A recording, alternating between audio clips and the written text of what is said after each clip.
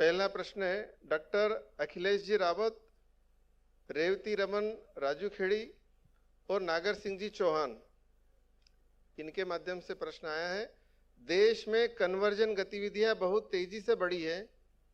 इन चुनौतियों में आज के युवा दिग्भ्रमित हो रहे हैं। ऐसे में वनवासी समाज अपने आप को संस्कृति से जोड़कर रखे, इसका क्या समाधान हो सकता है? आपकी चिंता बिल्कुल ठीक ही है। देश के भिन्न भिन्न भागों में अपने समाज के लोगों को कन्वर्जन कर रहे हैं। सब एक ही है तो कन्वर्जन क्यों करना, ये प्रश्न आता है। रास्ता अलग अलग होता है। एकम सद्विप्रा बहुधा वदन्ति हम कहते हैं। तो इसलिए भारत के लोगों ने कभी कन्वर्जन में विश्वास नहीं रखा।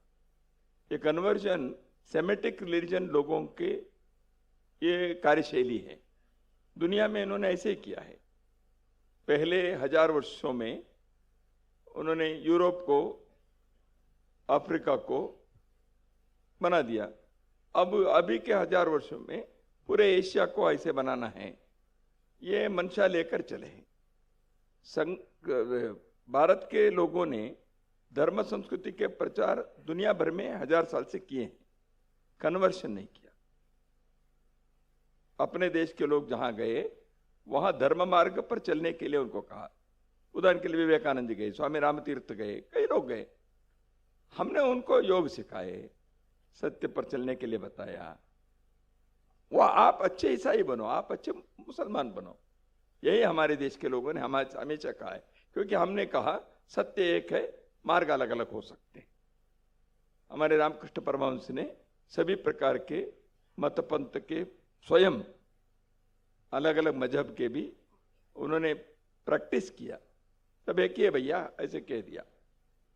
हम तो ऐसे मानते हैं, लेकिन ऐसे इस तत्व को नहीं मानने वाले जब होते हैं तब समाज में संकट उत्पन्न होता है, संघर्ष होते हैं। उसमें भौतिक चीजें भी बनती हैं, वोट बैंक होता है, जमीन हड़पना होता है। इसलिए ये चुनौती है। अन्यथा देखिए, केवल आध्यात्मिक भाव है तो कौन चर्च में गया, कौन मंदिर में गया, कोई फर्क नहीं पड़ता, सत्य एक है। लेकिन वहां तक सीमित नहीं होता। इसलिए कन्वर्जन के बारे में हिंदू समाज को जागरूक रहना, इस विषय के बारे में संकट के नाते, चुनौती के नाते उसको देखना, यह हमारे लिए अनिवार्य हो गया है, अन्यथा नहीं था। तो इसलिए कन्वर्जन एक चुनौती है। आपने बिल्कुल ठीक कहा। इस चुनौती में दिग्भ्रमित हो रहे हैं केवल युवा नहीं है, शायद क्लब करते समय युवा शब्द आ गया होगा, लेकिन वनवासी समाज, आपने बताया जनजाति समाज, समाज के दुर्बल कमजोर वर्ग, अनुसूचित जाति, कई बार सुशिक्षित संपन्न वर्ग भी तो इसमें शिकार बन रहे हैं। जैसे मैंने संघ की यात्रा के संदर्भ में कहा था, भारत में आर्य समाज, बाकी लोगों ने शुद्धिकरण का कार्य भी किया था। धर्मांतरण को, मतांतरण को रोकने का, कन्वर्जन को रोकने का कार्य के लिए स्वयं सेवकों ने कल्याण आश्रम से, विश्व हिंदू परिषद से, धर्म जागरण विभाग से प्रयत्न कर रहे हैं। और देश के कई भागों में इसलिए कार्यकर्ता भी काम कर रहे हैं। तो हम जीसस को मोहम्मद पैगंबर के खिलाफ नहीं बोलते। हमारे काम महापुरुषों के विरुद्ध में बोलने का नहीं है। हम धर्म ग्रंथों के संदर्भ में कुछ नहीं बोलते। हम कहते कन्वर्जन मत करो। तो हम सब भारतीय है, आप जिस मत में जन्मे हैं उसका किसी को स्वयं है तो प्रयोग करते हैं। तो इसलिए, लेकिन वोट बैंक होना, और भारत में और एक हुआ है, जो रिलीजन के हिसाब से संख्यात्मक है वो अल्पसंख्यक ऐसे होकर उसके लाभ लेते हैं। तो इसलिए अपने कानूनों में इस प्रकार के कन्वर्जन होने से, अल्पसंख्यक मजहब में जाने से कुछ लाभ भी मिलते हैं। तो ये सारी भौतिक चीज होने के कारण इसका रोकना राष्ट्र के रक्षा और हित में, समाज के एकता में ये आवश्यक है। इसलिए संघ के स्वयंसेवक ऐसे प्रयत्न करने वालों को समर्थन कर रहे हैं। स्वयंसेवक भी इस प्रकार के कार्य कर रहे हैं। कैसे करना, जैसे मैंने कहा, अभी सामाजिक सद्भाव के कार्य जाति बिरादरी हिंदू समाज में है, उनके प्रमुखों से, साधु संतों से ये कह रहे हैं, समाज में धर्म के भावना को जागृत करने के लिए हम केवल समाज के कुछ वर्ग समुदाय के सीमित रहकर करने से नहीं होगा। हमारे साधु संत सामान्य ग्रामीण क्षेत्र में, अनुसूचित जाति क्षेत्र में, शहरों में, स्लम में, जिसको हम सेवा बस्ती कहते हैं, उसमें जाना चाहिए, वहां धर्म की जागृति करनी चाहिए, इसकी आवश्यकता है। हमारे यहाँ मंदिरों में प्रवेश, हमारे यहाँ छुआछूत को छोड़ना, ये सब हम करने से कन्वर्शन होने वाले में कुछ उस पर रोक आता है। दूसरा, वो सेवा के आड़ में जो कर रहे उसको भी पोल खोलना पड़ेगा, तो इसलिए वो भी प्रयत्न जगह जगह पर होता है। तो इसलिए कन्वर्जन करने वाले के इस गतिविधि को रोकने के लिए समाज की जागृति, समाज की एकता, समरसता और सच में सेवा कार्य करने के लिए हिंदू समाज जाए। जो दुर्बल कमजोर वर्ग के लोग हैं उनको समाज अपने संवेदना से साथ में ले चलने के प्रयत्न करें। जनजाति क्षेत्र के साथ अपने व्यवहार कैसे, ये सारी बातें इसमें महत्वपूर्ण है। और कई जगह पर कानून से भी ऐसे रिलीजियस कन्वर्शन को रोकने का कार्य राज्य सरकारों ने किए हैं, केवल बीजेपी के किए ऐसे नहीं है। उदाहरण के लिए हिमाचल प्रदेश में, वहाँ के कांग्रेस सरकार में जब वीरभद्र सिंह जी मुख्यमंत्री थे, उन्होंने कन्वर्जन के विरुद्ध कानून लाया। इतना ही नहीं, उन्होंने कहा इसके लिए देश भर में कहीं प्रवास करना है तो मैं करूंगा, भले ही मैं कांग्रेस का हूं, लेकिन ये नहीं होना चाहिए, ऐसे उन्होंने भी कहा था। तो इसलिए ये राजनीतिक विषय नहीं है। इस दृष्टि से कन्वर्जन के विरोध करने वाले जितने भी लोग हैं उनको इकट्ठा करना, साधु संतों के प्रवास करना, सेवा को सच्चे करना, समाज में दुर्बल वर्ग को आगे बढ़ाने के लिए प्रयत्न करना, इसलिए हिंदू समाज के लोग इस विषय में सहयोग देना चाहिए, समर्थन करना चाहिए। भाई आगे। मैं जिनका नाम पुकार रहा हूँ वो केवल अपने स्थान पर खड़े होकर वापस बैठ जाएं। पूरे समय खड़े रहने की आवश्यकता नहीं। वैद्य लोकेश जी जोशी, डॉक्टर महेंद्र जी जैन हरसूद से और खरगोन से परविंदर सिंह जी चावला। आपका प्रश्न है, संघ की 100 वर्षों की यात्रा में संघ ने प्रत्येक पंथ एवं वर्ग तक पहुंचने का कार्य किया है। इसी संदर्भ में सिख समाज एवं पंजाब प्रांत में संघ की स्वीकार्यता के लिए क्या प्रयास हो रहे हैं? साथ ही संघ के साथ सिख समुदाय कम क्यों दिखता है? थोड़ा सा कम है, काम तो अच्छा चल ही रहा है। जब देश के बंटवारा हुआ उस समय पंजाब में अपना काम अच्छा रहा और बहुत संघ के पंजाब में दूर दूर तक काम रहा ही है। बीच में संघ के कार्य के संदर्भ में हिंदू के जो कंफ्यूजन क्रिएट हुआ, उसमें पंजाब में अलगाववाद के एक चला और सिख समुदाय को शेष हिंदू समुदाय से अलग करने के एक प्रयत्न भी हुआ है। कई प्रकार की राजनीति हुई है उसमें, पंजाब में तो और देश भर में।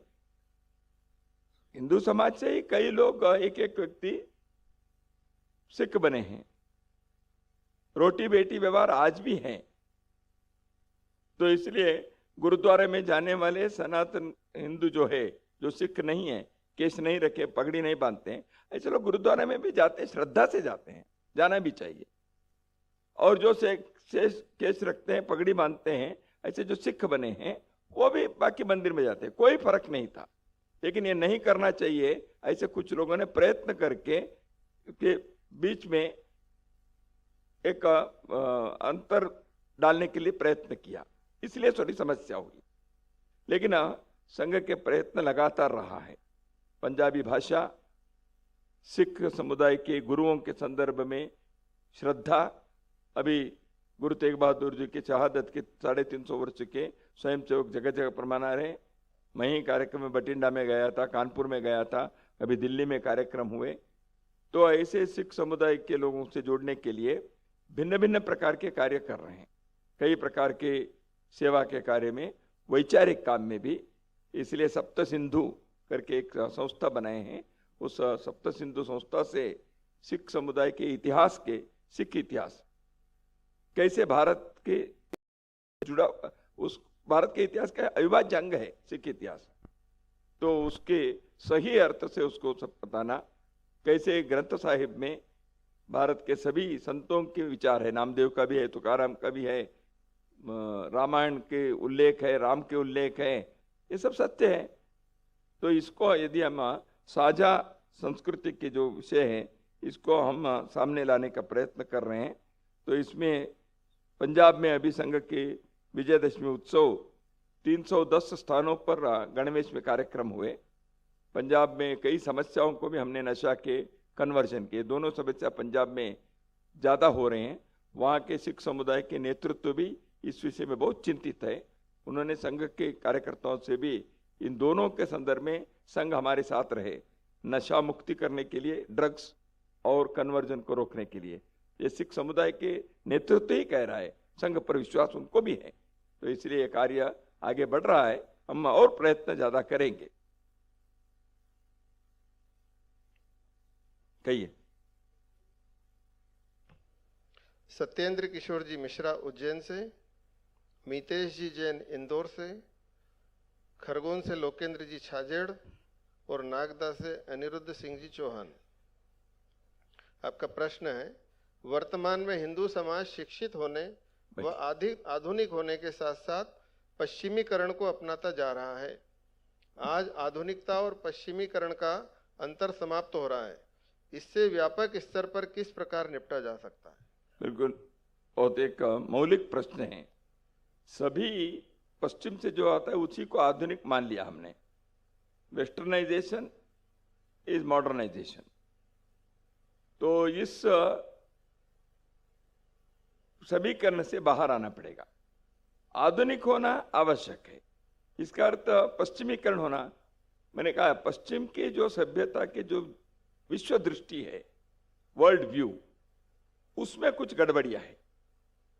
लेकिन वहां के विद्वान लोग भी, वहां के स्पिरिचुअल लीडर्स, अध्यात्म के बारे में सोचने वाले भी इससे बाहर है। जैसे पहले टी.एस. इलियट जैसे कवि, उदाहरण के लिए बर्ट्रैंड रसेल जैसे दार्शनिक, बहुत सारे लोग, पश्चिम के लोग भी आज वो समझ रहे हैं। या डेविड फ्रॉली जिन्होंने स्वयं के नाम वामदेव शास्त्री रखा, ऐसे कई लोग, पश्चिम के लोग भी, विद्वान लोग भी, ये जो पश्चिम के जो सभ्यता के विश्व दृष्टि है, इस वर्ल्ड व्यू में कामियां हैं, यह आधुनिक जगत के लिए भी ठीक नहीं है, ऐसे कहने। दूसरी बात क्या है, विज्ञान के योग जैसे अभी क्वांटम फिजिक्स, बाकी इसमें कई लोगों ने, जैसे ताओ ऑफ फिजिक्स जो फ्रिज ऑफ कापरा ने लिखे, वेब ऑफ लाइफ उन्होंने लिखे, इन सारे विश्व में साइंस के आधार पर कैसे पौर्वात्य देशों के सत्य जो है वह वैज्ञानिक सत्य है, पश्चिमी देश के जो सभ्यता के आधार पर उन्होंने जो बताया वो रिलीजियस टेनेट्स है, वो मजहबी विचार है। पौर्वात्य देश के सभ्यता के लोगों ने जो विश्व के बारे में कहा है वो वैज्ञानिक सत्य है। इसको मानने वाले पश्चिम के लोग भी अभी धीरे धीरे इस विषय को वो ग्रंथ लिख रहे हैं, पढ़ रहे हैं, अध्ययन भी हो रहा है, रिसर्च भी हो रहा है। इसलिए ये पश्चिमीकरण की जो गुलामी मानसिकता अपने देश में रही, तो इसलिए देखिए पश्चिमीकरण का दो चीजें होती, एक दृष्टि के अप्रोच की। उदाहरण के लिए मैरिज, ये कॉन्ट्रैक्ट नहीं है, ये संस्कार है, ये हमारी दृष्टि है। तो आधुनिकता होनी चाहिए, इसलिए परिवार को, व्यक्ति पुरुष और पुत्री के संबंध को कैसे देखना चाहिए। तो पश्चिम की दृष्टि क्या है या आधुनिकता की दृष्टि, वो ठीक है क्या? तो इसलिए आधुनिकता कहाँ कैसे होनी चाहिए। लेकिन वेशभूषा में, आज के फैक्ट्री में जा रहे हैं, आज ट्रेन में जाना पड़ता वगैरह है, ठीक है, हमने एक आधुनिक वेश को किया। इसलिए संघ में भी जब पैंट शर्ट आया, लोगों ने कहा पश्चिम नहीं, पश्चिम नहीं, अनुकूलता है। हमने इसलिए क्या कहा है, आनो भद्रा कर्तव्यो यंतु, जो हितकारी है उसको हम स्वीकार करें। हम बंद मन के समाज नहीं है। तो इसलिए वो होते समय जो जीवन के सुख, इतिहास, विकास के लिए, जीवन के हित के लिए जो आवश्यक है उसको लेना चाहिए। इसलिए पश्चिमीकरण जो है ये दृष्टि का अंतर है, वो संबंध के, सृष्टि के, मनुष्य के संबंध के अंतर है। मनुष्य मनुष्य के संबंध के अंतर है, कुटुंब की व्यवस्था है, राष्ट्र संस्कृति के बारे में है, मजहब के बारे में, रिलीजन के बारे में दृष्टि है, दूसरे रिलीजन के बारे में क्या देखते हैं, यह पश्चिमीकरण है। लेकिन आधुनिक तंत्र ज्ञान के आधार पर सुख सुविधाओं का उपयोग करना, यह उपभोग है। पश्चिम के लोग पहले किए होंगे उपभोग का, उपभोग पर नियंत्रण होना यह हमारे लिए आवश्यक है, वो धर्म की बात है। तो इसलिए उपभोग को और पश्चिम के दृष्टि को वो थोड़ा सा समझकर चलना पड़ेगा। इसलिए आधुनिकीकरण करना किसी भी समाज के लिए आवश्यक है। वो क्यों चाहिए? युग जैसे बदलता है, काल सुसंगत बनाना पड़ेगा। अब उदाहरण के लिए यात्रा करनी है, मुझे यहां से उज्जैन जाना है, तो मैं बैलगाड़ी से ही जाऊंगा? आवश्यक नहीं है। तो इसलिए आधुनिक तंत्रज्ञान का उपयोग करने के आधुनिकीकरण एक है, लेकिन सामाजिक सांस्कृतिक दृष्टि से करने वाली दृष्टि वह पश्चिमीकरण होने से सभ्यता का अंतर होता है और मनुष्य के समाज जीवन यह अधिक अवनति की तरफ जाता है। तो इसको अंतर करके करना चाहिए। इस दृष्टि से बहुत सारे विद्वान लोगों ने आजकल भारत के भिन्न भिन्न आध्यात्मिक संस्था के आधुनिक सन्यासी यति लोगों ने इस विषय को बहुत अच्छी तरह से समाज के सम्मुख रख भी रहे हैं, कई लोग रख रहे हैं।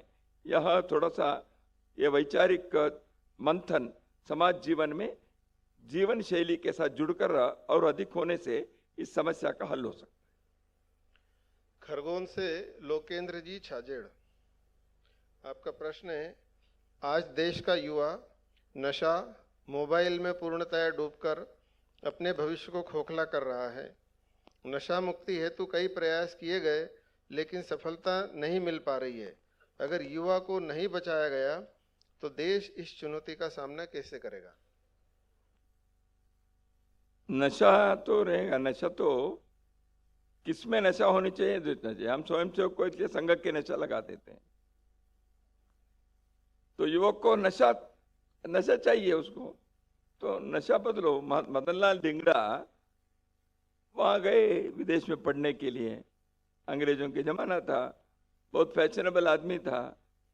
तो ड्रेस कैसे रहना चाहिए, कॉस्मेटिक्स उपयोग करना, ये सब करने के लिए विदेश में पढ़ने के लिए संपन्न परिवार से गया था। लेकिन उसके वो ख्याल जो थी उसको सावरकर ने थोड़ा बदल दिया। वो क्रांतिकारी बन गए, फांसी के खंबे पर भी गए और खंबे पर जाते जाते कहा, भारत माँ को मैं मेरे जीवन अर्पित करता हूं, लेकिन सुंदर दिखना चाहिए, इसलिए थोड़ा सा कंघी लेकर उसे ठीक करके गया। देखिए, युवा को कौन से नशा में ले जाना चाहिए? देश, समाज, धर्म, सेवा, परिश्रम, मेहनत, ज्ञान, विज्ञान, इस नशा को लाने के लिए अपने अपने समाज के अन्य अन्य इकाई में प्रयत्न होने चाहिए। जैसे अपने घर परिवार, अड़ोस पड़ोस, हमारी जो बिरादरी, विद्यालय, हम अपने अगली पीढ़ी को, बच्चों को संस्कार देने के कार्य में अधिक ध्यान देना चाहिए। हमारे ऊपर हमारे पूर्वजों ने, हमारे माता पिता ने, दादा दादी, नाना नानी ने प्रयत्न किया। वहां थोड़ा सा प्रयत्न करने से रिजल्ट होता था, क्योंकि हमारे बचपन में मोबाइल नहीं था, टीवी नहीं थी। वो होता तो हम भी क्या होते पता नहीं। हमको तो हमारी नानी से कहानी सुननी पड़ती थी ना। आज वो बच्चों को ऐसे नहीं है। इसलिए अपने को बदली हुई परिवेश और परिस्थिति में बच्चों के लिए केवल उपदेश देने से नहीं होता है, संस्कार देना है। संस्कार भी केवल उपदेश मात्र से नहीं, अपने जीवन से देना पड़ता है। साथ में रहना है, स्नेह प्रेम से करना चाहिए। आप लोग जानते हैं मुझसे ज्यादा, मैं तो प्रचारक हूं। तो इसलिए बच्चों को, युवाओं को उनके प्रश्न भी होते हैं, उसका उत्तर देना पड़ेगा। दूसरा, एक नशा के संदर्भ में और मोबाइल के संदर्भ में थोड़ा सा इसके दुष्परिणाम क्या है ये भी बताना चाहिए। नशा लेने वाले लोग अपने शरीर स्वास्थ्य का बर्बाद किया, मेंटली गड़बड़ हो गए, जीवन बर्बाद हो गया। इसके बारे में बताना पड़ेगा स्कूल में, कॉलेज में, इसकी एक मुहिम चलानी पड़ेगी, विश्वविद्यालयों में, बाकी में। इसलिए कई NGOs काम कर रही है, उन सबको भी इस कार्य में आगे बढ़ाना पड़ेगा। कानून सख्त करना पड़ेगा। ये जो आजकल ड्रग्स है, नशे के दो प्रकार है, एक ग्रामीण क्षेत्र में दारू पीते वो भी नशा है, वो एक प्रकार है, लेकिन ये ड्रग्स जो है, ड्रग्स ये अंतर्राष्ट्रीय माफिया है। ड्रग्स में करोड़ों रुपए के व्यापार है, तो ये इस माफिया को भी तोड़ना है, इसलिए कानून सरकार के सख्त कार्रवाई चाहिए। तो वो भी सरकारें प्रयत्न करने पड़ेगी। हमारे बॉर्डर से रोज कितने ड्रग्स अंदर आ रहे हैं, कितने पकड़े जा रहे हैं, प्रयत्न तो है। सरकार के अधिकारियों से भी हम बात करते हैं, वो कहते हैं हम प्रयत्न करते हैं, फिर भी आता है। समस्या है, इसलिए सरकारी कानून की सख्त कार्रवाई, समाज में संस्कार देने का और प्रबोधन करने का स्कूल कॉलेज में, सामाजिक जीवन में, ये अपने को करना पड़ेगा। मोबाइल के संदर्भ में भी जैसे एकादशी करते हैं उस दिन उपवास रखते हैं, ऐसे हफ्ता में एक दिन मोबाइल की एकादशी भी हो सकते हैं क्या, देखना चाहिए। तो हम धीरे धीरे उसको कम करें। स्क्रीन टाइम कितने होते हैं, मैं परसों देख रहा था मेरे स्क्रीन टाइम कितने हो रहा है, तो मुझे भी लगा थोड़ा कम करना चाहिए इसे। तो इसलिए ये स्वयं के नियंत्रण पर भी है।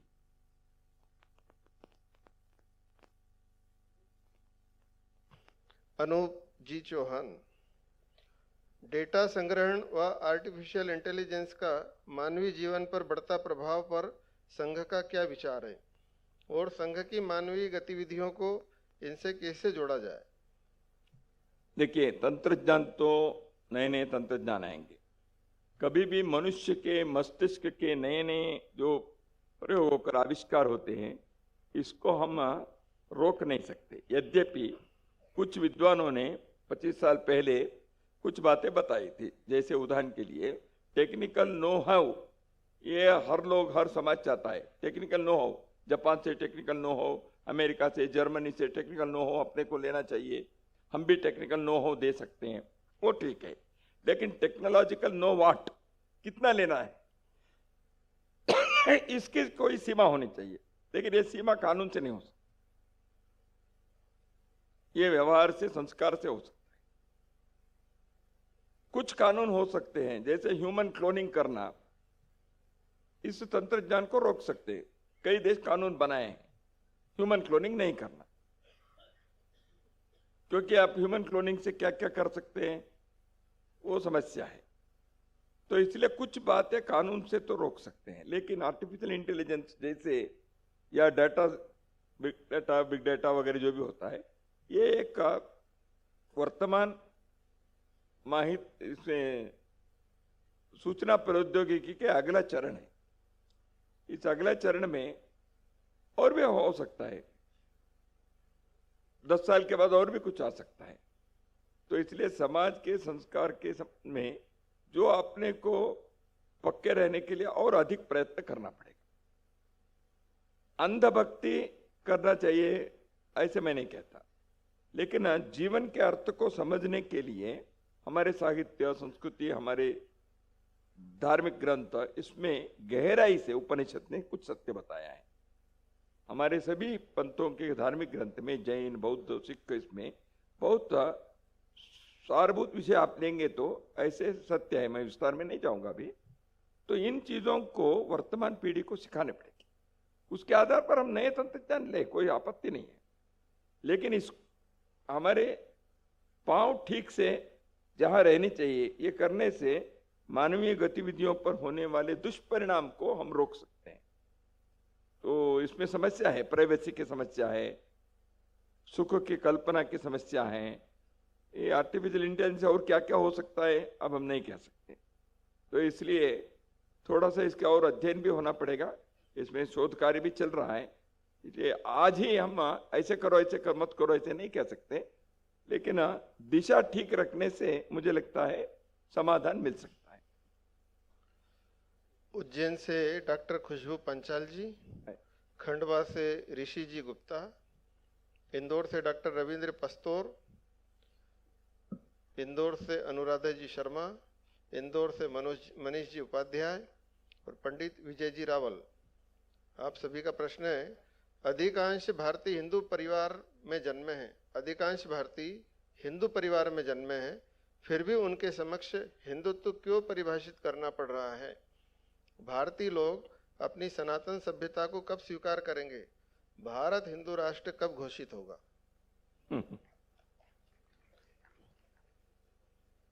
हिंदुत्व को क्यों करना पड़ता है? क्योंकि हमने घरों में इस विषय को नहीं बताया।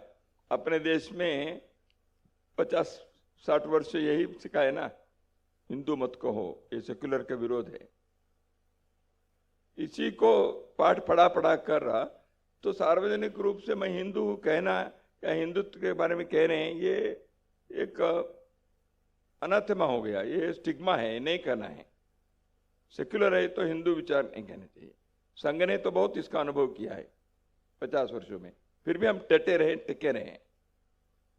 तो हिंदू कहने के लिए गर्व नहीं महसूस होना, ये सेक्युलरिज्म के पुजारी लोगों ने बहुत हमारे दिमाग में इसको बिठा दिया।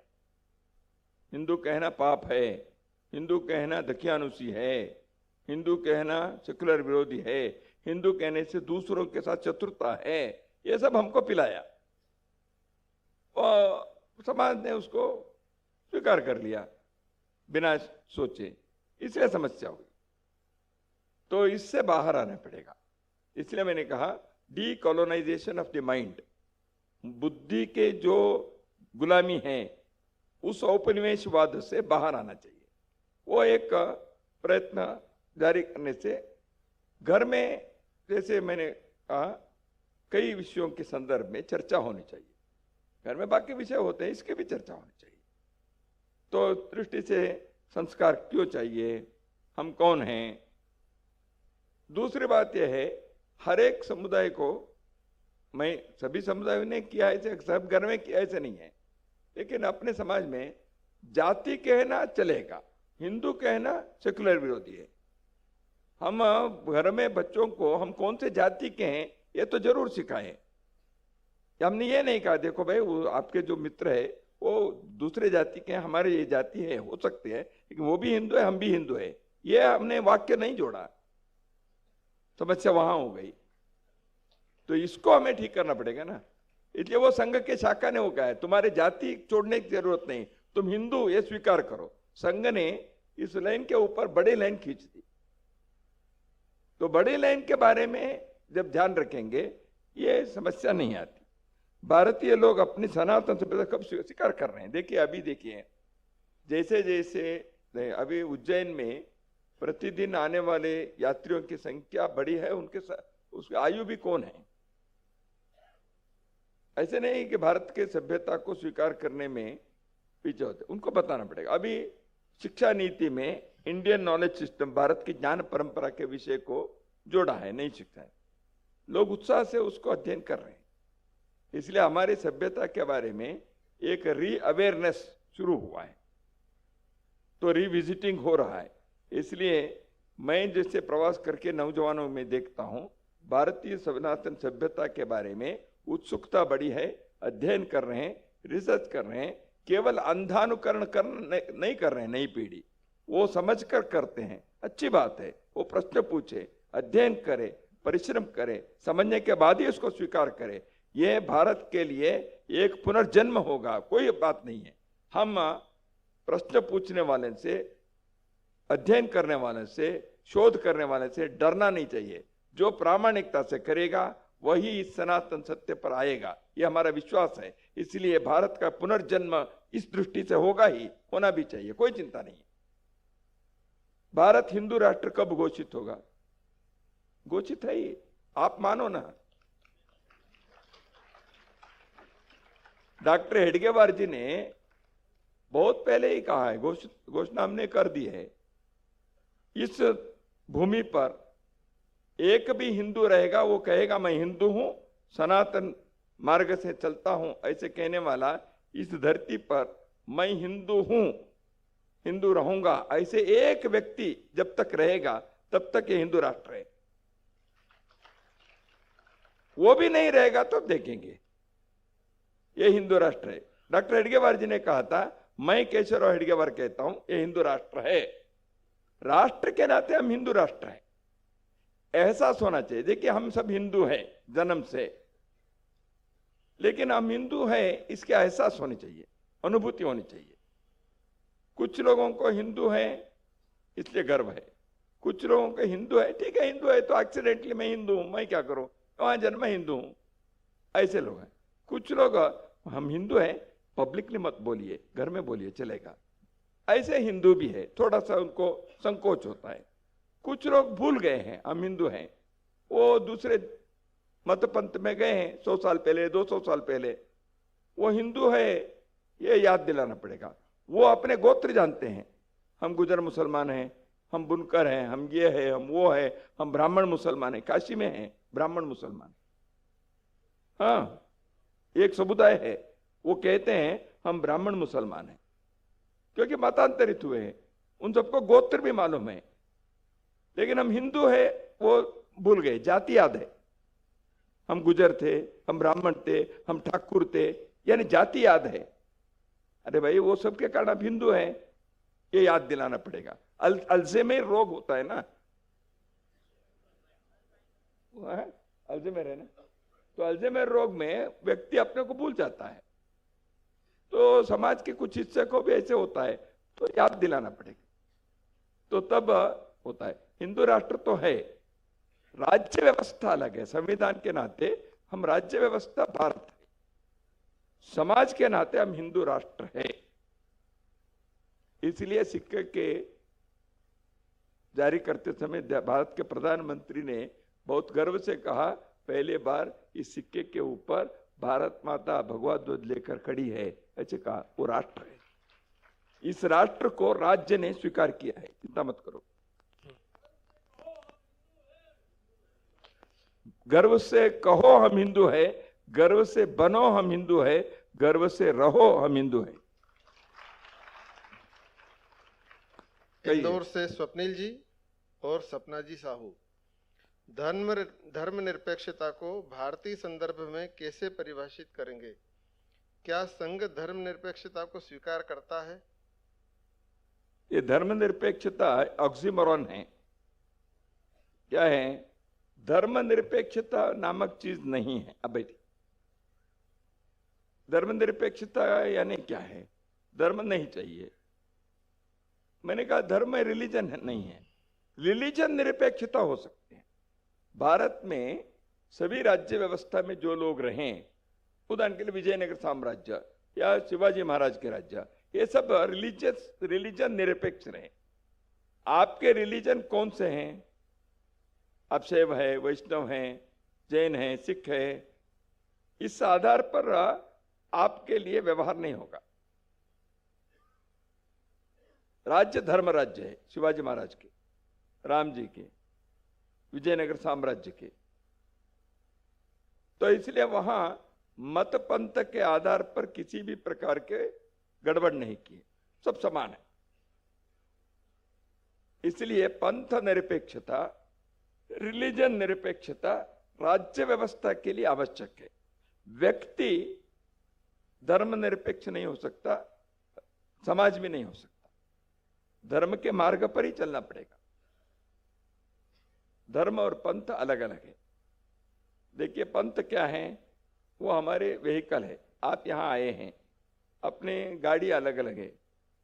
आजकल के इसमें कोई इनोवा लाए होंगे, कोई और कुछ गाड़ी अलग अलग ब्रांड, मुझे याद नहीं आता है, तो अलग अलग ब्रांड की गाड़ी लेके आए हैं। कोई स्कूटर लेके आए हैं, मोटर बाइक लेके आए हैं। गाड़ियों में भी अलग अलग मेक होंगे, 5 साल पहले के होंगे, पिछले सप्ताह के भी होंगे। गाड़ी आपके अलग अलग है, उसके रेट भी अलग अलग है। किसी के 10 लाख है, किसी के 25 लाख है, किसी के 5 लाख है। लेकिन सड़क पर जब जाते समय आप ज्यादा पैसे वाले इससे राइट साइड जाएंगे, ये नहीं हो सकता है ना। आप कम पैसे वाले हैं इसलिए आपको सिग्नल पर रुकना है, ये ज्यादा पैसे के गाड़ी में बैठे इसलिए रेड सिग्नल भी जा सकते हैं, ऐसा है क्या?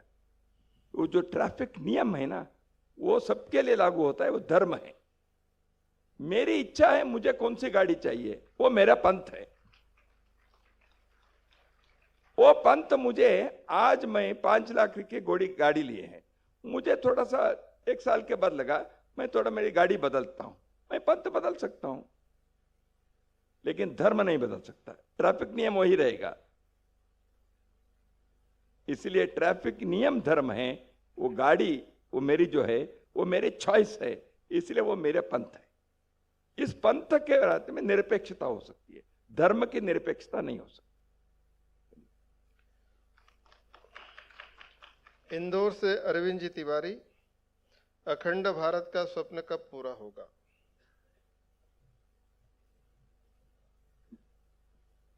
अखंड भारत का स्वप्न संकल्प बनेगा तब होगा।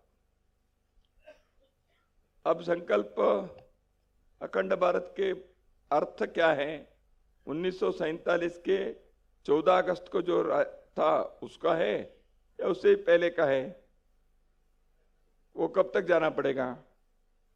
इसलिए भारतवर्ष सांस्कृतिक दृष्टि से आज ईरान जिसको कहते हैं, पर्शिया से सिंगापुर तक एक सांस्कृतिक इकाई रही जिसको जम्बू द्वीप कहते थे। सांस्कृतिक दृष्टि से इसमें एक विश्व दृष्टि रही है। तो वह राज्य व्यवस्था नहीं थी, राज्य तो अलग अलग थे। अब जो अखंड भारत के विषय है, स्टेट के नाते सोच रहे हैं। पाकिस्तान बांग्लादेश दो अलग अलग स्टेट हो गए, राज्य व्यवस्था हो गई। तो वो एक कृत्रिम व्यवस्था बनी एक साजिश के तहत, तो उसके शिकार हो गए भारत के भी, वहां के लोग भी। तो एक शत्रुता भी बीच में पनप गई। वह शत्रुता स्टेट्स के बीच में यानी सरकारों के बीच है तो समझ में आता, अब समाजों के बीच हो गया है, क्योंकि रिलीजन के आधार पर विभाजन होने के कारण यह हुआ है। संस्कृति एक होने पर भी रिलीजन अलग होने से राष्ट्रांतर हो गया, हम अलग राष्ट्र के हैं, ये भाव वहां के लोगों को आ गया। तो इसलिए इसको ठीक होने के लिए समय लगता है। अखंड भारत के स्वप्न पूरा होने के लिए सेना लेकर वहां जाकर जबरदस्ती पाकिस्तान को जोड़ने से होगा, ऐसा नहीं है। यह वहां के परिस्थिति में धीरे धीरे वहां के लोगों को समझ में आएगा भारत के साथ, क्योंकि यही हमारी माँ है और कहीं जाने से हमारी जिंदगी बर्बाद होती जाएगी। वो जब अवेयरनेस वहां आएगा, वो अवेयरनेस आने के लिए जो करना चाहिए वो कर सकते हैं, तो ये आवश्यक है। दूसरा, अखंड भारत के स्वप्न अभी जो भारत है 15 अगस्त के बाद के, उसके एकात्मता को बनाए रखना, तब अखंड भारत के स्वप्न को अगला कदम हम रख सकते हैं। हमारी भारत की एकात्मता ही कई बार अलग अलग प्रकार से राजनीतिक और स्वार्थ और विदेशी साजिश के कारण कभी पूर्वांचल में, कभी दक्षिण भारत में, कभी पंजाब के समय में, कभी कश्मीर में अलग अलग स्वर उठते हैं। तो भारत कमजोर रहकर अखंड भारत के सपने देखने से क्या लाभ है? इसलिए अपने समाज की एकात्मता को दृढ़ता पूर्वक हम बनाए रखें, हम यहां समृद्धि दिखाएं, तब हमें छोड़कर गए हुए हमारे दो बंधु जो पूर्व पश्चिम में हैं, उनको भी समझ में आएगा हमारे जो मोक्ष है वो भारत के साथ रहने से है। ऐसे वो दिन भी आने के लिए अपनी साधना करनी पड़ती है, तो वहां के परिस्थिति में भी होगा। इसलिए वो कोई राजनीतिक व्यवस्था से करने वाली चीज नहीं है, धीरे धीरे कुछ समाज के स्थित्यंतर होने से ही होगा।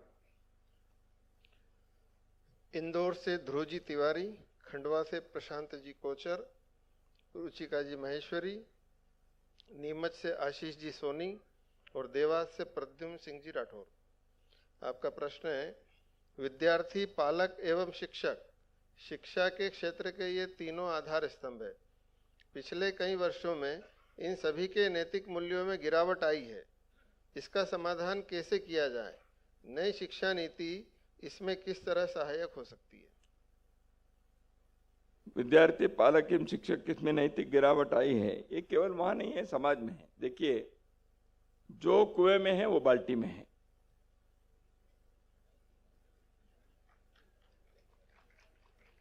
तो कुएं के पानी ही खराब है तो बाल्टी में आप कितने भी करो वही आएगा ना। इसलिए संघ के जो हम शाखा में चरित्र निर्माण की बात मैंने बताई, किसी संगठन, केवल राष्ट्रीय स्वयंसेवक संघ को नहीं, समाज में इस दृष्टि से कार्य करने वाले जितने भी अन्य प्रयास है, सब अच्छे प्रयास है, श्रेष्ठ है।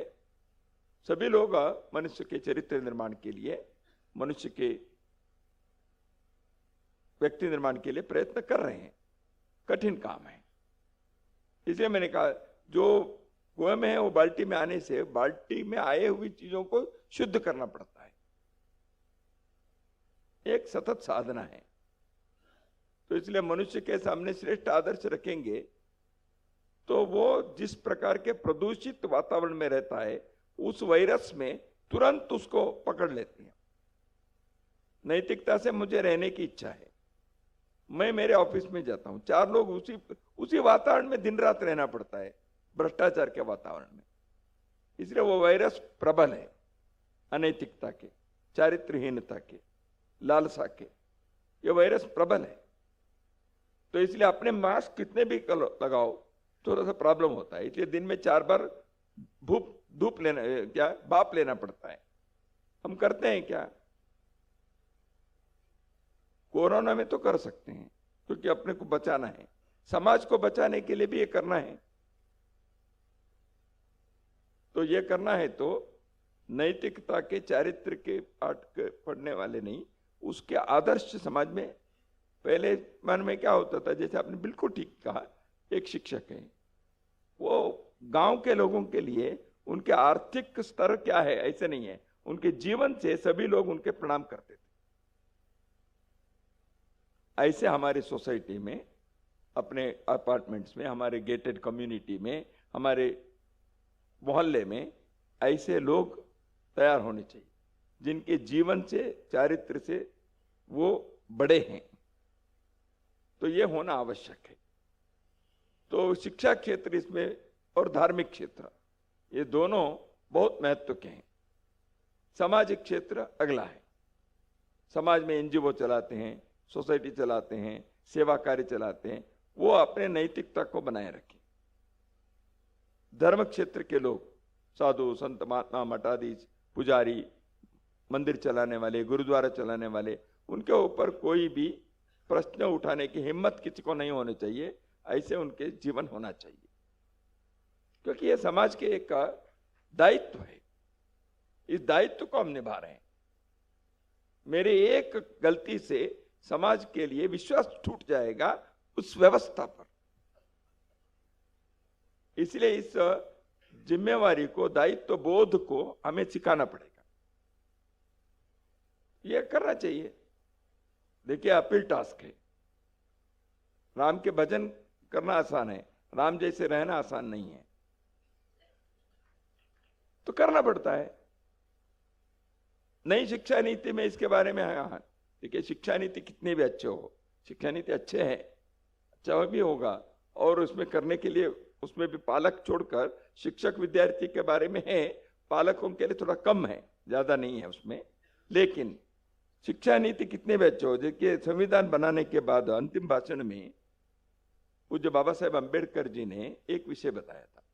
देखो, ये कॉन्स्टिट्यूशन अच्छा है, मैं मानता हूं, लेकिन कॉन्स्टिट्यूशन तभी अच्छा होगा, कॉन्स्टिट्यूशन कितने भी अच्छा हो, उसको क्रियान्वित करने वाले लोग, उनके कैरेक्टर यदि ठीक नहीं है, कॉन्स्टिट्यूशन फेल हो जाएगा।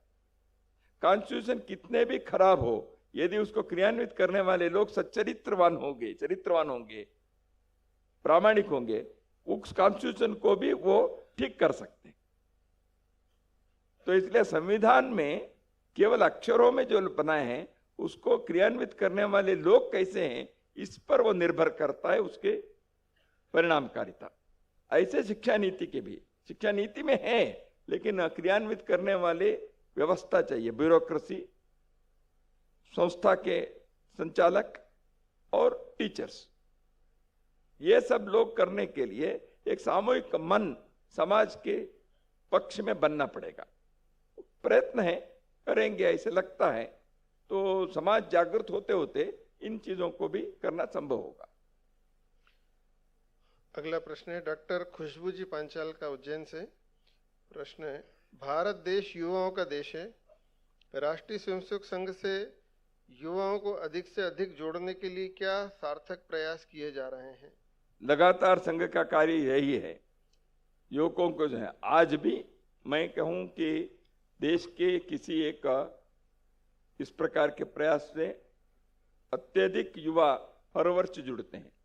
हमारे सामान्यतः 8वीं 9वीं 10वीं 11वीं के कक्षा में पढ़ने वाले विद्यार्थी, कॉलेज विद्यार्थी प्राथमिक शिक्षा वर्ग में 7 दिन के वर्ग में हर वर्ष लगभग 1.25 लाख लोग पूरे देश में उस कैंप में आते हैं। 7 दिन वहां रहते हैं। संघ की व्यवस्था न्यूनतम रहती है, वहां कोई मनोरंजन नहीं होता है, न टीवी होती है, न फिल्म होता है, न गाना नाचना होता है।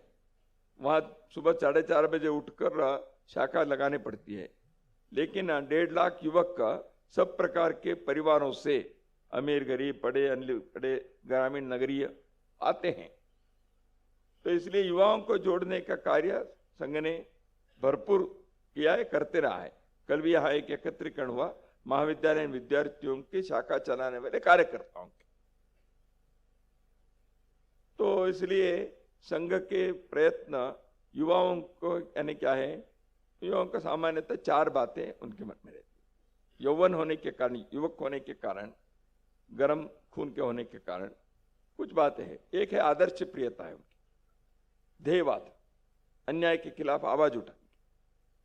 तो उस दृष्टि से प्रेरणादायी चित्रों को, प्रेरणादायी कार्यक्रमों को उनके लिए करना चाहिए। दूसरा है साहस करने के उनके स्वभाव है, तो उसके लिए आवश्यक बातें होनी चाहिए।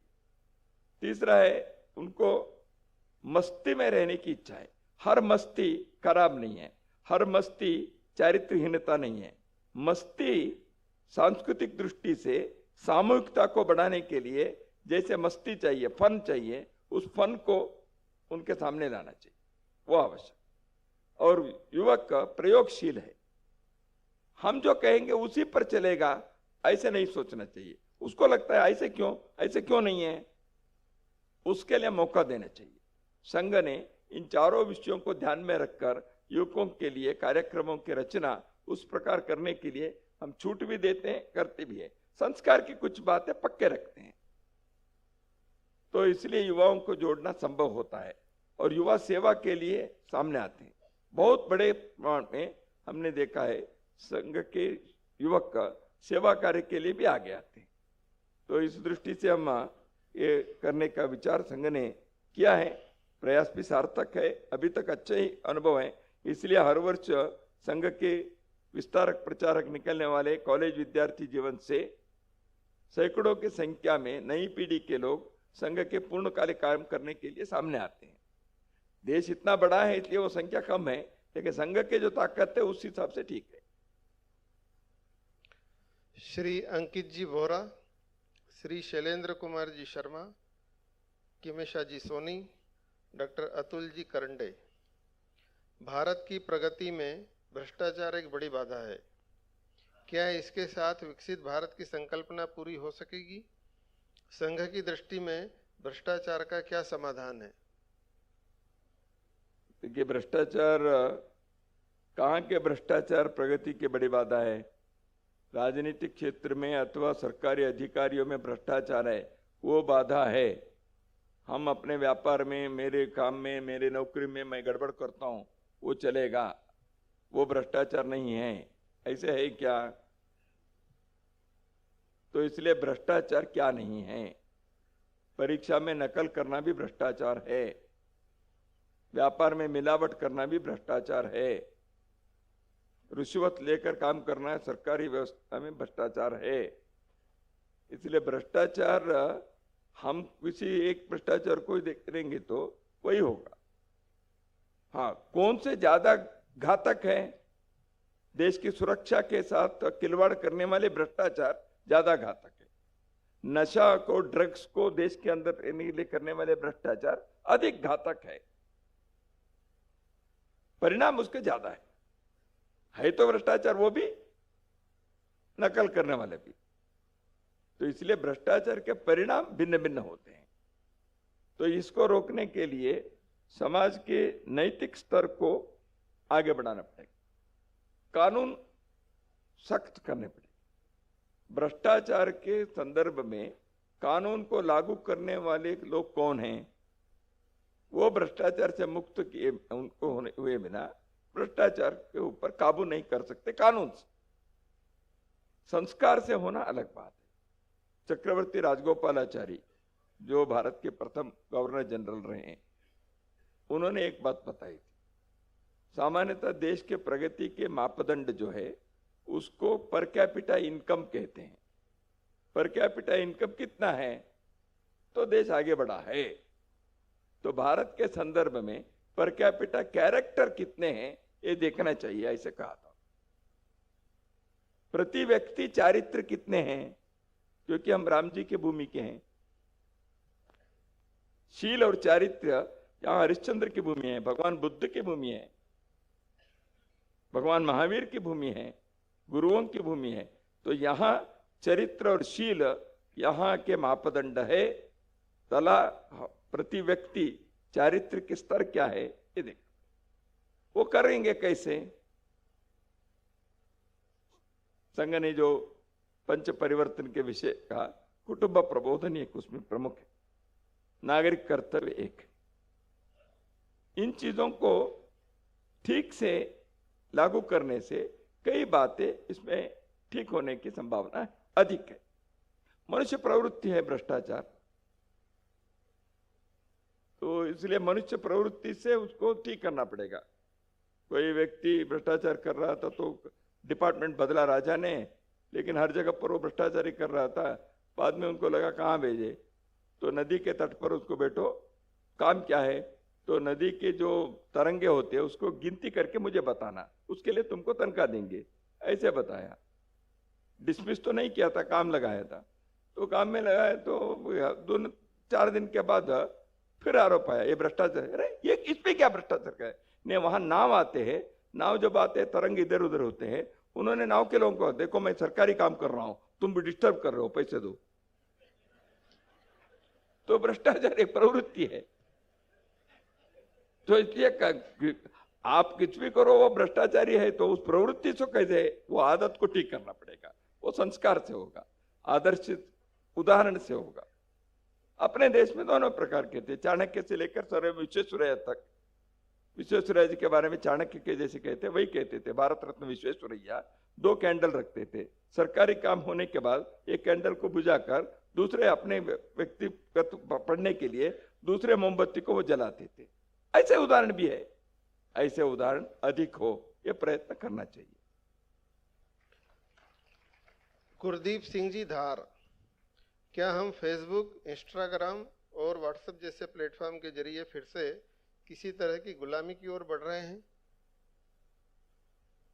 ऐसे नहीं है, ये तंत्र जाने। देखिए ये इंस्ट्रूमेंट को हम कैसे उपयोग करते हैं, कोई चाकू है, गला काटना है कि फल काटना है वो आपके हाथ में है भैया, या जेब काटना है उदाहरण के लिए।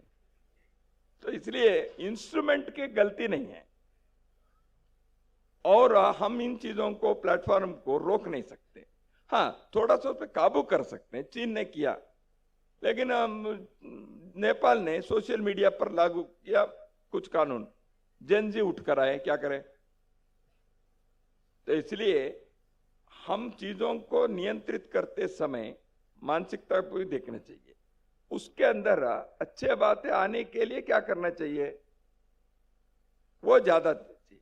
उसके जो गति है, स्पीड है अवनति के, उससे ज्यादा स्पीड से नैतिकता को लाने के प्रयत्न समाज के सभी लोग मिलकर करें। इसलिए प्लेटफॉर्म्स है, इंस्ट्रूमेंट है, डिवाइस है, वो अपने आप में अपराधी नहीं है। उसको उपयोग करने वाले हम उसको अपराधी की दृष्टि से कर रहे हैं। उसको अच्छे काम के लिए उपयोग करो, उसके लिए प्रेरणा देनी चाहिए, उसके लिए प्रयोग करने चाहिए, उसके लिए ओरिएंटेशन चाहिए। वो कैसे करे, थोड़ा तज्ञ लोग, हाँ भाई इसमें अच्छी बातें कैसे कैसे हो सकती हैं, ये ध्यान में लाना चाहिए।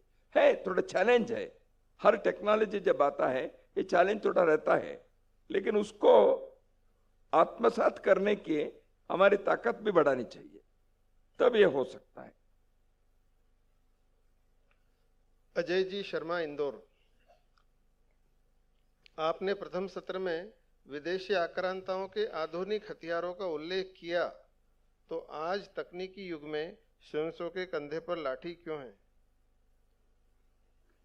स्वयंसेवकों के कंधे पर जो लाठी है वो किसी से लड़ने के लिए नहीं, अंदर के ताकत को बढ़ाने, आत्मविश्वास के लिए है वो।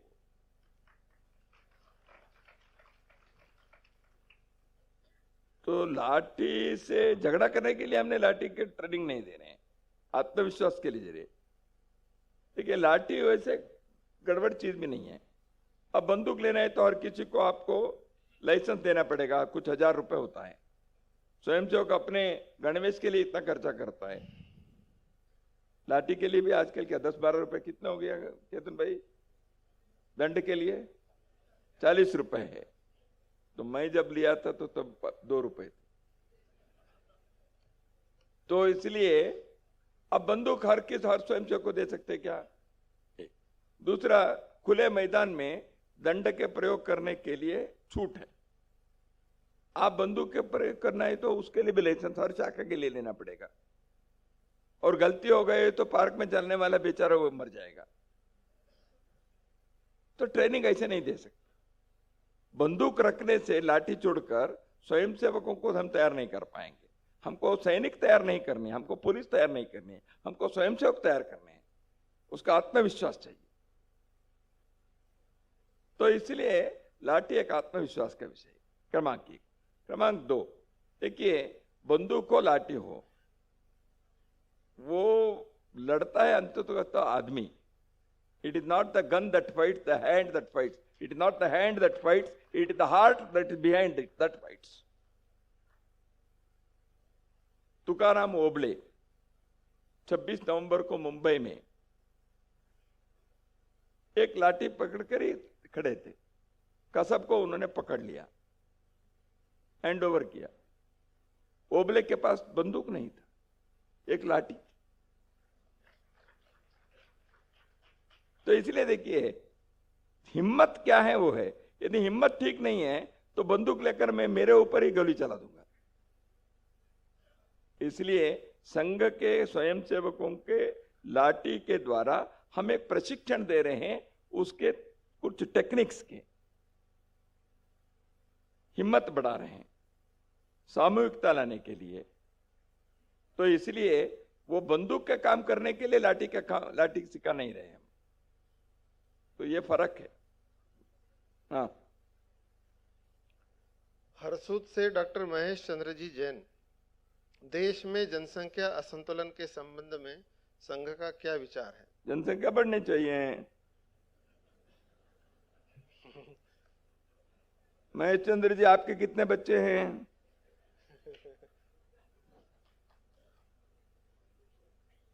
हैं? और 2 के लिए मौका है क्या?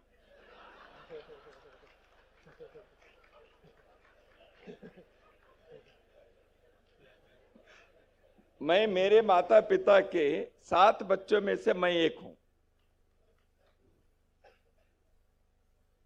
और मेरी माँ 86 ईयर्स एज तक एक दिन भी बिस्तर पर नहीं थी, स्वस्थ रही।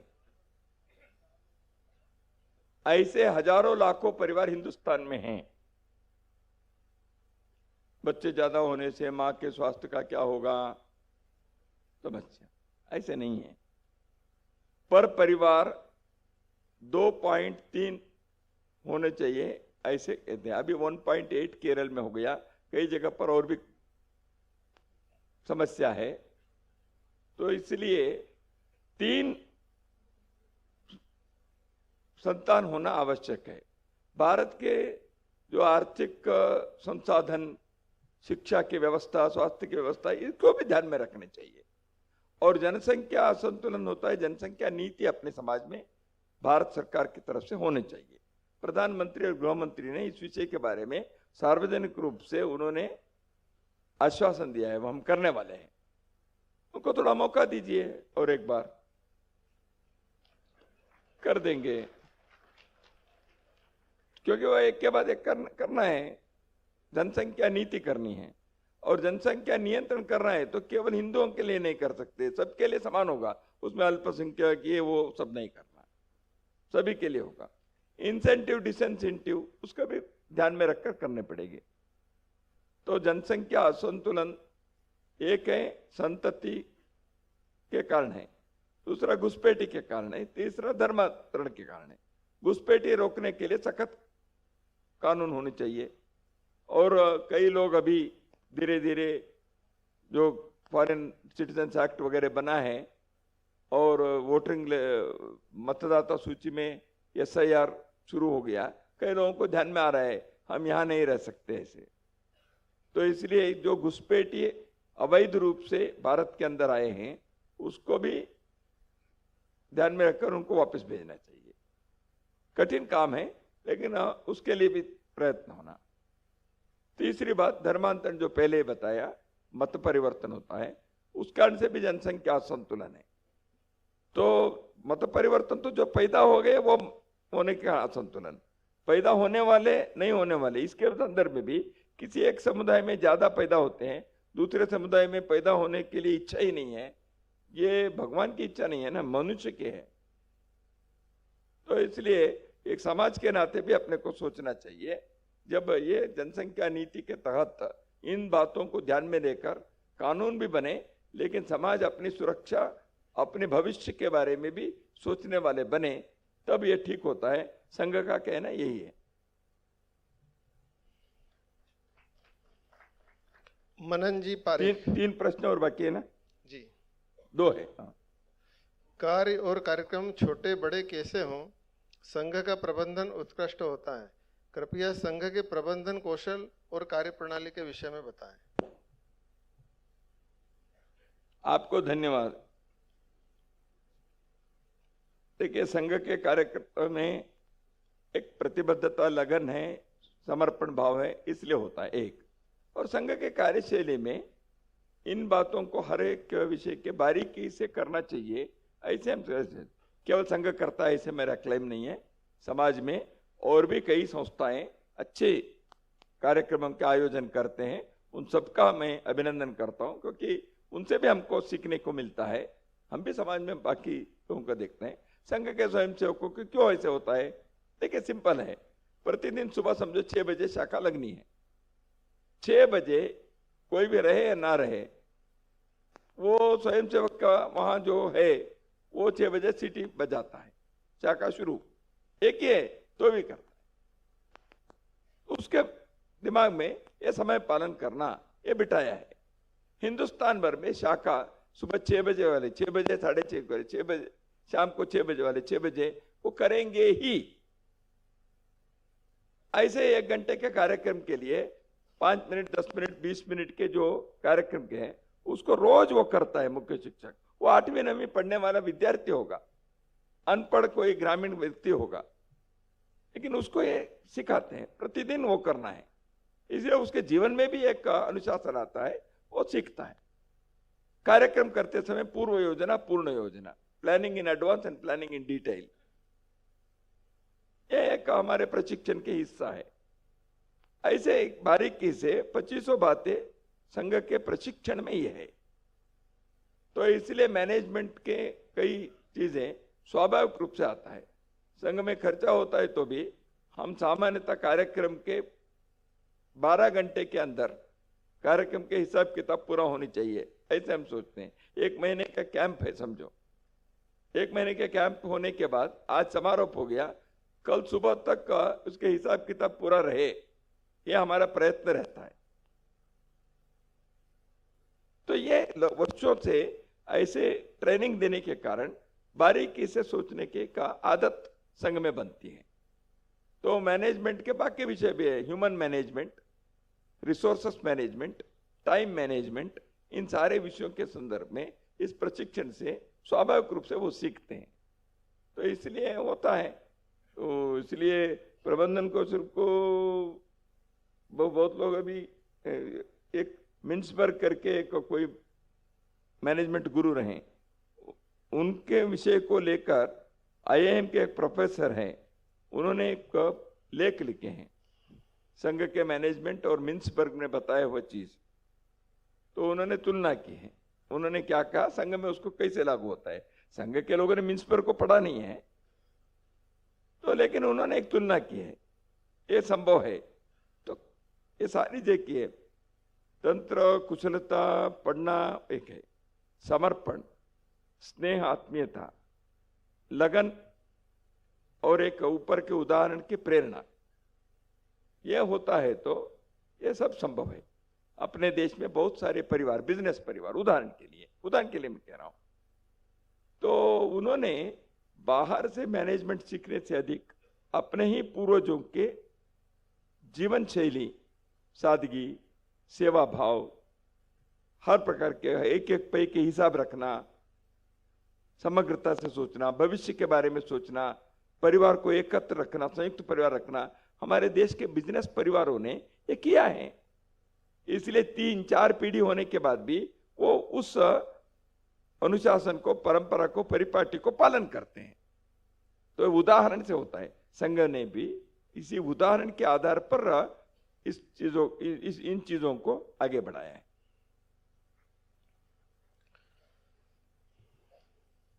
जैसा मैंने पूर्व में बताया था कि समय की अपनी मर्यादा है, इसलिए कुछ प्रश्नों को ही चिन्हित करा है।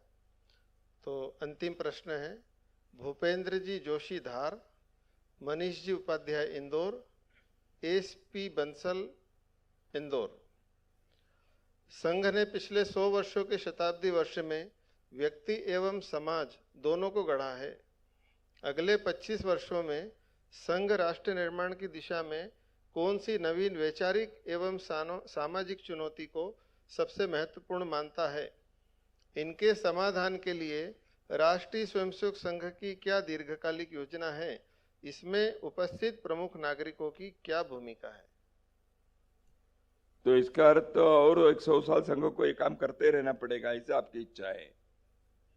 तो हम चाहते हैं, यानी डॉक्टर हेडगेवार जी जो संघ के संस्थापक थे, उनके मन में तो विचार था ये, उन्होंने कहा था याची देही याची डोल, इसी शरीर में, इन्हीं आंखों से मैं हिंदू राष्ट्र के वैभव, परम वैभव देखना चाहता हूं। तो इसलिए संघ के कार्य आचंद्रार का चलते रहे, यानी ये लगाने समाज को आदत बन जाए, समरसता के, नागरिक कर्तव्य के, अनुशासन के, समर्पण के, राष्ट्रभक्ति के, सेवा के। जापान में शाखा लगाने नहीं पड़ती है ना, उनको देशभक्ति आती है, करना पड़ते हैं। तो हिंदू समाज को आवश्यकता क्यों पड़ती है? इतने सब महापुरुष करने के बाद भी हम कहीं ना कहीं प्रॉब्लम हो गया ना। इसलिए संघ की एक इच्छा है, संघ समाज में एक अलग व्यवस्था बनकर ना रहे, संघ समाज के साथ लीन हो जाए। वो दिन जल्दी आना चाहिए, लेकिन वो कितने जल्दी आएगा पता नहीं है। 100 साल भी हो सकता है, वो भी जल्दी है। 25 साल में भी हो सकता है, पता नहीं।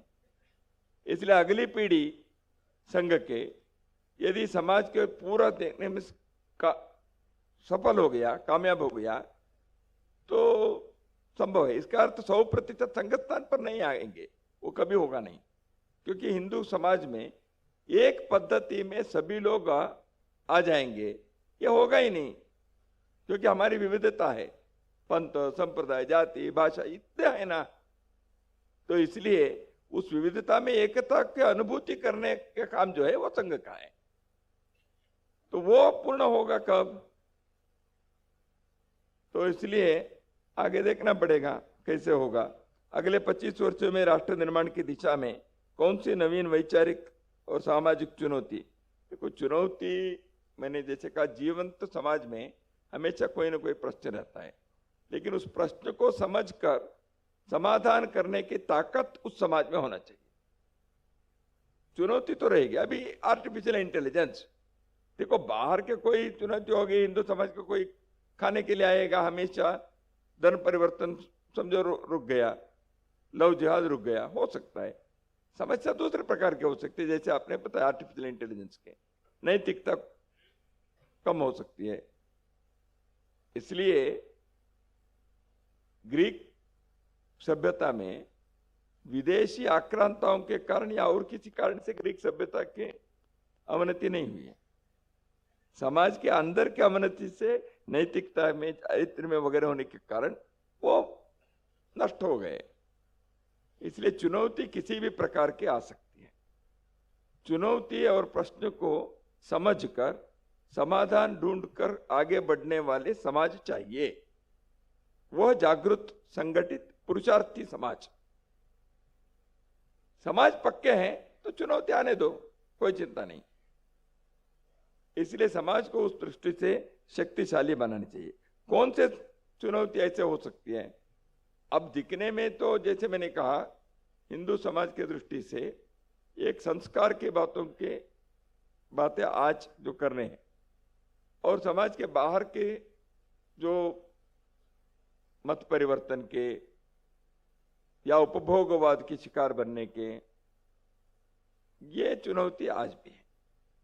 देश की एकता एकात्मता के संदर्भ में कुछ शक्तियां अभी भी इस दृष्टि से प्रयत्न कर सकती हैं। विदेशी शक्तियां और उनको समर्थन करने वाले, उनके एजेंट बनकर काम करने वाले भारत की कुछ समुदाय, यानी किसी एक रिलीजन ऐसे नहीं, लोग। तो इस दृष्टि से अपने को जागरूक रहना चाहिए, यह संघ सोचता है। और समाज की एकता के लिए चुनौती बनती है, हम अपने विविधता को विवाद के मूल ना बनाएं। विविधता है, विविधता है, विवाद नहीं बनना चाहिए। Difference should not become dispute. इस एकता को हम यदि करेंगे तो दुनिया के लिए एक पाठ होगा। इस चुनौती को हमें ठीक करना चाहिए, ये संघ के विचार है। तो हमने पंच परिवर्तन में थोड़ा सा इस दृष्टि से संकेत किया है, समरसता के संदर्भ में, कुटुंब के प्रबोधन के लिए, जीवन मूल्यों के बारे में, नागरिक कर्तव्यों के बारे में। इन विषयों को चयन करने का कारण यही है, वो सभी चुनौती बन सकते हैं। वो चुनौती बनने के पहले या अभी जो संकट है उसको दूर करने के लिए समाज तैयार हो। उसमें पर्यावरण भी है, आत्मनिर्भरता, स्वदेशी जीवन शैली है। यदि हम उसको आज एड्रेस नहीं करेंगे, ये एक एक चीज भी कल जाकर चुनौती बन सकती है। इसलिए हमने उन 5 क्षेत्रों को चयन किया है। तो इसमें दीर्घकालीन योजना समाज की इस अंतःशक्ति को जागृत करने का और संगठित करने का ही है। यही कार्य संघ करेगा। शताब्दी वर्ष के बाद भी हमारी शाखाएं चलेगी, यही कार्य हम करते रहेंगे। जैसे मैंने प्रथम सत्र में बताया, समाज के सज्जन शक्ति अपने अपने ढंग से इस कार्य में जुड़े। सभी लोग शाखा में नहीं आएंगे तो चलेगा, लेकिन समाज के लिए ऋण चुकाने का कार्य हमें साल भर करने चाहिए। किसी एक के लिए डोनेशन दे दिया, मेरे समाज का काम पूरा हो गया, ऐसे नहीं। हम समाज के बीच रहकर, इस धरती पर रहकर हम रोज अन्न खाते हैं। हजारों वर्षों के हमारे देश के लोगों ने किया हुआ कार्य के कारण भारत के नागरिक के नाते हमें एक गर्व है। हमें उस पहचान को, उस अस्मिता को इस देश ने दिया है, इसलिए हमारे ऋण हैं। इसको चुकाने के लिए मैं मेरे कार्य को प्रामाणिकता से, पूर्णता से, परिश्रम से, न्याय देकर करने वाले बने, किसी भी क्षेत्र के। यह समाज के सज्जनों से अपेक्षा है। संघ के कार्य हम सबके सामने है, वो हम जितना सहभागी हो सकते हैं होते रहना। और एक बात, हमारी भूमिका नागरिकों के इस दृष्टि से अधिकाधिक लोगों को जोड़े। समाज में दुष्ट शक्ति जागृत रहती है। सज्जन लोग हमें काय के लिए ये सब लेना, ऐसे बनते हैं। सज्जनों के सक्रिय होने की आवश्यकता है। सज्जनों के सक्रिय और संगठित होना आवश्यक है। नहीं तो दुष्ट शक्तियां तो अपने काम 24 घंटे करते हैं। तो इसलिए नागरिकों की भूमिका, संघ ने कुछ बातें जो सामने रखी है परिवर्तन के, उसमें चयन करें या स्वयं भी अपने अपने दृष्टि से करें। कोई शिक्षा क्षेत्र में, कोई स्वास्थ्य के क्षेत्र में, कोई ग्राम विकास में, कोई वैचारिक दृष्टि से, क्योंकि भारत के वैचारिक क्षेत्र भी चुनौतीपूर्ण है। उसमें भी ऐसे अपने रुचि, स्वभाव, प्रकृति के आधार पर नागरिकों के राष्ट्रीय भूमिका होनी चाहिए। तो इसलिए व्यक्तिगत चारित्र्य और राष्ट्रीय शील, इन दोनों के आधार पर हम अपने भारत के प्रति अपने ऋण चुकाए, भारत में जन्म लेने के, भारत में जीवित रहने के जो सौभाग्य हमको मिला है, उस सौभाग्य को एक संकल्प के आधार पर और स्वर्णिम बनाने के लिए हम प्रयत्न करें, यही नागरिकों से अपेक्षा कर सकते, मैं अनुरोध कर सकता हूं संघ की तरफ से। नमस्कार।